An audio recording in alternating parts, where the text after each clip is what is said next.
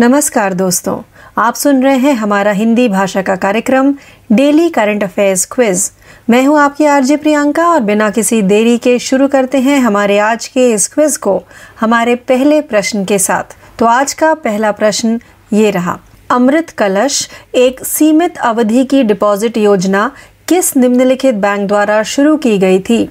इस प्रश्न का सही उत्तर है डी, भारतीय स्टेट बैंक। भारतीय स्टेट बैंक SBI ने अमृत कलश डिपॉजिट नामक उच्च ब्याज दर जैसी विशिष्ट अवधि और लाभों के साथ एक नई खुदरा डिपॉजिट योजना शुरू की है।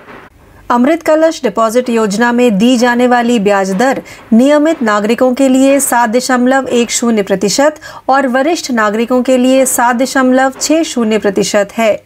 आइए बढ़ते हैं प्रश्न 2 की तरफ।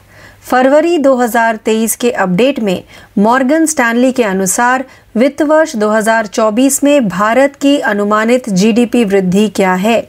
इस प्रश्न का सही उत्तर है बी, 6.2%। मॉर्गन स्टैनली ने हाल ही में जारी एक शोध रिपोर्ट में कहा है कि वित्त वर्ष 2024 में भारत के सकल घरेलू उत्पाद GDP में 6.2% की वृद्धि होने की उम्मीद है, क्योंकि आसन्न मंदी की आशंका के बीच घरेलू मांग की दर बरकरार है।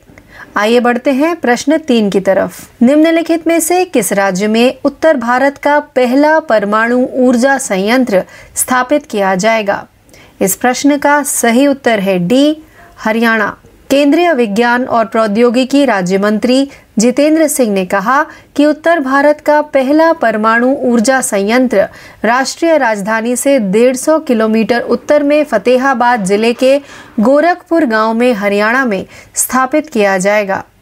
आइए बढ़ते हैं प्रश्न 4 की तरफ। निम्नलिखित में से किसे यूनिसेफ इंडिया द्वारा अपने नेशनल एम्बेसडर के रूप में नियुक्त किया गया था?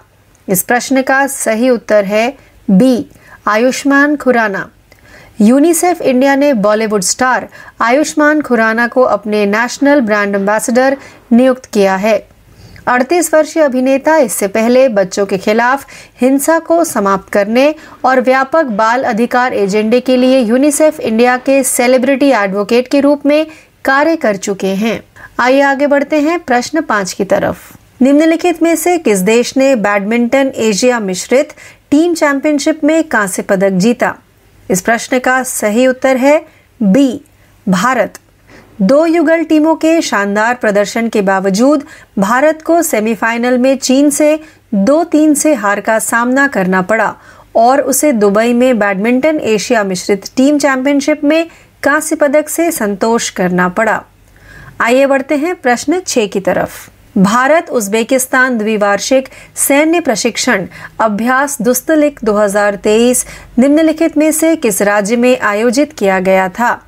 इस प्रश्न का सही उत्तर है डी, उत्तराखंड। भारतीय सेना और उज्बेकिस्तान सेना के बीच सैन्य से सैन्य आदान प्रदान कार्यक्रम के हिस्से के रूप में द्विवार्षिक प्रशिक्षण अभ्यास दुस्तलिक 2023 का चौथा संस्करण 21 फरवरी से 5 मार्च 2023 तक पिथौरागढ़ उत्तराखंड में आयोजित किया जाएगा। आइए आगे बढ़ते हैं प्रश्न 7 की तरफ। विश्व सामाजिक न्याय दिवस कब मनाया गया था?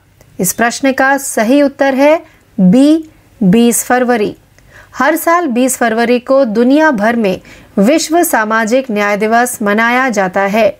इस दिन को मनाने का मुख्य लक्ष्य सामाजिक अन्याय के खिलाफ आवाज उठाना और विभिन्न समुदायों को एक साथ लाना है। आइए बढ़ते हैं प्रश्न 8 की तरफ। निम्नलिखित में से किस केंद्रीय मंत्री ने सागर परिक्रमा के तीसरे चरण का अनावरण किया है? इस प्रश्न का सही उत्तर है सी, पुरुषोत्तम रूपाला। सागर परिक्रमा का तीसरा चरण 19 फरवरी 2023 को सूरत, गुजरात से शुरू किया गया था और 21 फरवरी 2023 को सासन डॉक, मुंबई में समाप्त हुआ। केंद्रीय मंत्री पुरुषोत्तम रूपाला ने मछुआरों के मुद्दों को हल करने के उद्देश्य से परिक्रमा का अनावरण किया।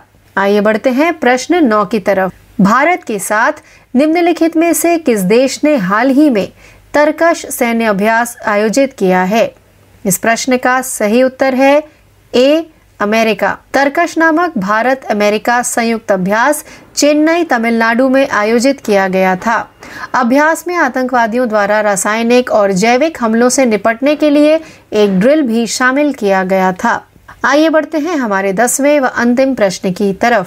भारत की पहली फ्रोजन लेक मैराथन कहां आयोजित की गई थी? इस प्रश्न का सही उत्तर है बी, लद्दाख। भारत की पहली फ्रोजन लेक मैराथन लद्दाख के पैंगोंग त्सो में 13,862 फीट की ऊंचाई पर आयोजित की गई थी। अधिकारियों ने बताया कि जलवायु परिवर्तन के मुद्दे को रेखांकित करने के लिए मैराथन को लास्ट रन नाम दिया गया है। तो इस प्रश्न के साथ ही हमारा आज का यह हिंदी भाषा का कार्यक्रम डेली करंट अफेयर्स क्विज यही समाप्त होता है।